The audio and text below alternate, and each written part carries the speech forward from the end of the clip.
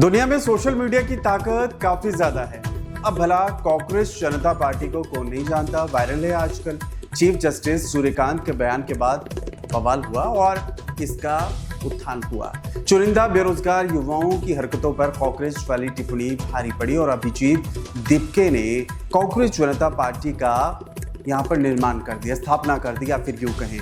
लेकिन सवाल ये है कि इस पार्टी का बैकग्राउंड क्या है और क्या है कांग्रेस जनता पार्टी। तो फिलहाल आपको आज बताएंगे दुनिया में सोशल मीडिया की ताकत क्या है और सबसे ताज़ा नमूना कांग्रेस जनता पार्टी से कैसे हर कोई आज इंस्पायर हो रहा है। भारत के चीफ जस्टिस सीजेआई सूर्यकांत ने देश के कुछ चुनिंदा बेरोजगार युवाओं की हरकतों पर कांग्रेस वाली टिप्पणी की थी और एक शख्स ने इसे सोशल मीडिया पर ऐसे हथियार बना लिया कि इंस्टाग्राम पर फॉलोअर्स के मामले में दुनिया की सबसे बड़ी पार्टी होने का दावा करने वाली भाजपा को भी चंद दिनों में ही इस पार्टी ने पछाड़ दिया। अब इंस्टाग्राम पर आप देखिए, कांग्रेस जनता पार्टी नाम से बने हैंडल पर आप जाइएगा और फॉलोअर्स की संख्या आप देखिए, सारे रिकॉर्ड इसने तोड़ दिए हैं। और खबर लिखे जाने तक, यानी कि जब तक मैं आपको बता रहा हूं इससे ज्यादा भला और भी फॉलोअर्स हो सकते हैं। अभी 10.3 मिलियन है, जबकि भाजपा के इंस्टा पेज पर 8.7, वहीं आम आदमी पार्टी के 1.9 मिलियन, कांग्रेस के 13.3 मिलियन फॉलोअर्स हैं। कांग्रेस जनता पार्टी यानी कि सीजेपी की स्थापना करने वाले शख्स का नाम भला अब है अभिजीत दिपके। अब इस नाम से पार्टी ने एक वेबसाइट भी बनाई है जिस पर 1 लाख से ज्यादा यूजर्स जुड़ चुके हैं। पार्टी ने उस पर अपना एंथम भी डाला हुआ है। हालांकि अभी तक इस पार्टी के औपचारिक रजिस्ट्रेशन की जानकारी नहीं है।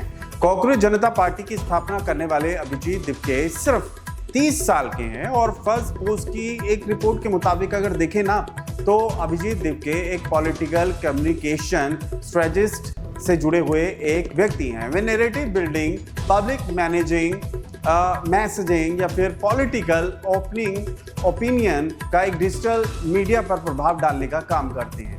और विपक्ष के कुछ चर्चित राजनेताओं के चेहरे भी कांग्रेस जनता पार्टी मुहिम का समर्थन कर रहे हैं। अब इसमें भला कौन कौन है ये आप जानिएगा। महुआ मोइत्रा का नाम है जो टीएमसी सांसद है। कीर्ति आजाद साहब हैं, सुप्रीम कोर्ट के वकील हैं। आम आदमी पार्टी के पूर्व नेता प्रशांत भूषण जैसी शख्सियतें इसमें शामिल हैं। रिपोर्ट के मुताबिक अभिजीत दिपके 2020 से 23 के बीच अरविंद केजरीवाल के आम आदमी पार्टी के सोशल मीडिया और चुनाव अभियानों से जुड़े हुए थे। 2020 में जब केजरीवाल को दिल्ली में बड़ी जीत मिली, तब दिपके ने उनकी पार्टी के लिए मीम आधारित डिजिटल अभियान चलाया था जिसमें पार्टी को युवाओं के साथ जोड़ने में एक बहुत ही बड़ा मददगार साबित नाम समझा गया। अब सीजेआई की बात करते हैं।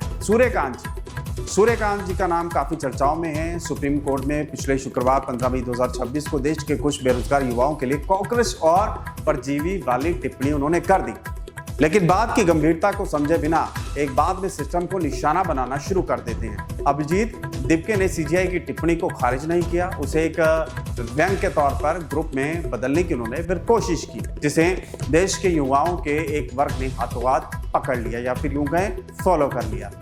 अब कांग्रेस जनता पार्टी की वेबसाइट पर देखें तो इसे आलसी और बेरोजगार युवाओं की आवाज बताया जाता है। कांग्रेस जनता पार्टी का मैनिफेस्टो भी बिल्कुल सीधा साधा है। सीजेपी सत्ता में आई तो किसी भी चीफ जस्टिस को रिटायरमेंट के बाद राज्यसभा में भेजा नहीं जाएगा, ये लोग ये कह रहे हैं। मैनिफेस्टो में और भी रोचक चीजें हैं। अब ये कह रहे हैं एक भी असली वोटर का नाम कटा तो चुनाव आयोग पर कार्रवाई होगी और यूएपीए के तहत गिरफ्तारी भी की जाएगी, क्योंकि मताधिकार छीनना आतंकवाद की कार्रवाई है। महिलाओं को ये कह रहे हैं 50% आरक्षण भी देंगे। प्रभावशाली बिजनेसमैन से जुड़े मीडिया हाउस के लाइसेंस भी रद्द किए जाएंगे। एमएलए या फिर एमपी के पार्टी छोड़कर दूसरी पार्टियों में जाने पर अयोग्य उनको ठहरा जाएगा और चुनाव लड़ने और सार्वजनिक पद हासिल करने पर 20 साल के लिए रोक लगाई जाएगी। यानी कि कांग्रेस जनता पार्टी का मोटिव बिल्कुल साफ है, मापदंड बिल्कुल साफ है। जबरन पसंद से या सैद्धांतिक तौर पर निश्चित रूप से बेरोजगार आप होने चाहिए और आप ज्वाइन कर सकते हो कांग्रेस जनता पार्टी। तो आपको ये वीडियो कैसा लगा, इसको ज्यादा से ज्यादा शेयर कीजिएगा, कमेंट भी कीजिएगा, हमें फॉलो कीजिएगा।